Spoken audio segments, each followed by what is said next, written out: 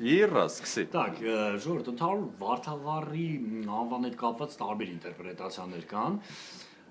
Ну, հիմնական ինտերպրետացիան էլ կա, որ այդ վարդերն են շահ տալիս եւ այլն եւ այլն, բայց մի տեսակի կարծիք էլ կա, որ իրականում վարդերի անվանումը որպես այդպիսին վարդ հենց ինքնին ոչ թե եղել է մինչև վարդավառ, այլ վարդավառից հետո է վարդ ծաղիկը դարձել վարդ, այսինքն դա անունը գրել։ Եվ ինչպես է սա տեղի ունեցել, այսպիսի կարծիք կա, ասում են, որ իրականում ոչ թե վարդեր շահ տալու հետ է կապված եղել վարդավառ, այլ ջուր շահ տալու եւ այդպես էլ կա մինչեւ այսօր էլ մարդիկ իրար վրա եւ մենք երևի ձեզ համար էլ այո տարօրինակ է թե ինչ է, բայց ինչ կապ ունի ջուր շահ տալը վարդ բառի հետ։ Շատ մեծ կապ ունի, եթե մենք հասկանանք, որ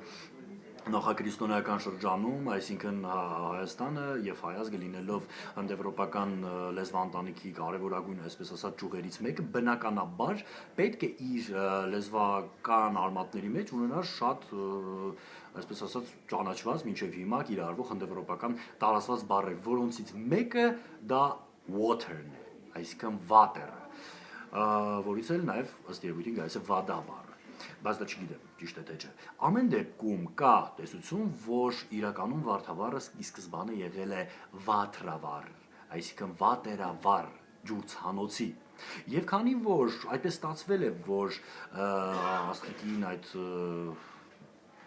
համար նախատեսված այդ տոնա կատարությանը նաև կիրառվել են վարդ ծաղիկի թերթիկներ, որ այդ ժամանակ ըստ երևույթին վարդ չի կոչվել, ապա հազարամյակների ընթացքում մեզ այդ ավանդույթը եկել է եւ փաստացիորեն մենք ունենք հետեւյալ